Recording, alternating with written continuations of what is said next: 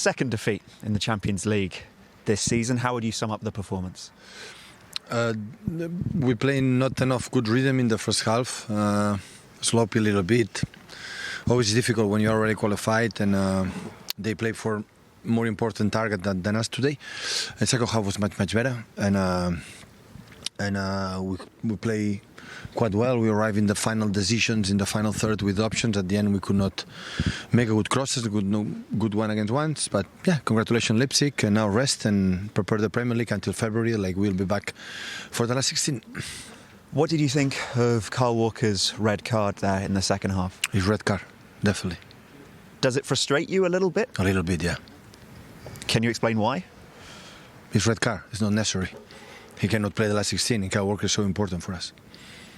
Would you expect more control from a player of Kyle Walker's stature in that sort of situation? No, not for him, for all of them. So the emotions always must be controlled, especially in this competition, like his knockout and little details. Hopefully he will learn for the future. How do you assess this overall group stage that your side was played? Fantastic. You saw how good they are, and especially Saint-Germain, so finish first after one game left. So we performed really well all the games, except today in the first half, I would say. But in general, it was a really good performance in all games. Looking ahead to the knockout phases, do you think your side has evolved, and if so, how, from last season? No, we are the same team when we arrived at the final of the Champions League, and now we just focus in the competition, local competition, the Premier League, and February arrive in the best condition as possible.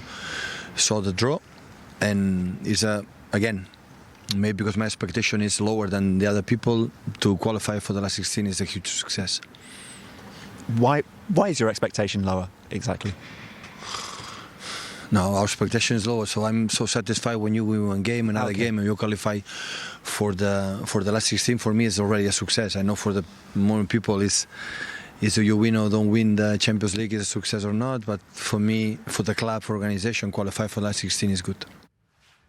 You know, I actually really like the point he's making there, is that we just become so accustomed to going, oh yeah, City will make it through. And actually, in this competition, no matter who you are, this is an achievement. Got to be remembered. Yeah, sort of. Slightly disagree. Oh, slightly or totally? Totally. Let's move on. Of course they should get through to the next round. Yeah, but the point Easily he's trying to well. make, isn't he, is that, you know, it's very easy just to go, yeah, of course we should, but you have to do the job. Well, you do. Of course you do. But, I mean, for them, it should be quite straightforward.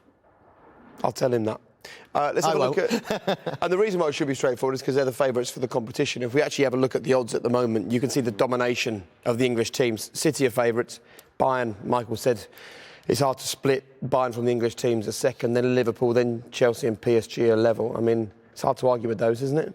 Yeah, I don't see past the three English teams, to be fair. I think that one of the three English teams will win it this year. Bayern might stake a claim, but the English teams just look so powerful.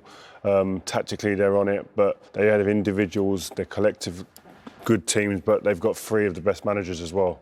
And when you get to the latter stages, well, you need people to organise your teams well, and teams of experience. Those experienced teams who all know how to win this tournament.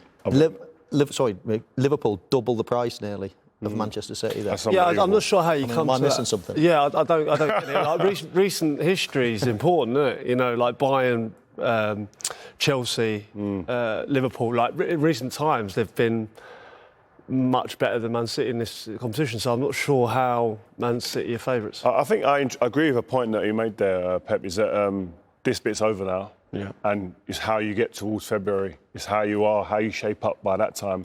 You get your games in for the Premier League now, but you want to get to that stage of knockout football where you're in prime time, ready to get on the final straight, because, again, that's where it's do or die. And you look at the teams that have already made it through. We've got, tomorrow night we'll find out the final four to make it through. So we've got our 16, but it's a brilliant 12 so far. I mean, it's the big ones. So it's all you'd want.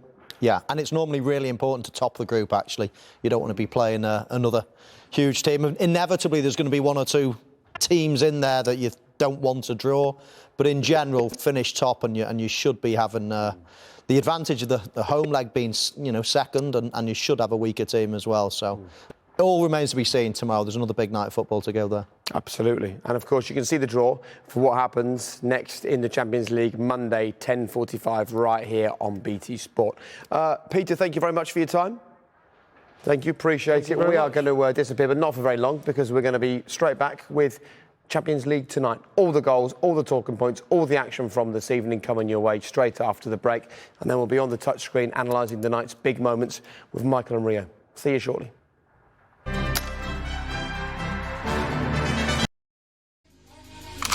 Maybach music. Can anybody out there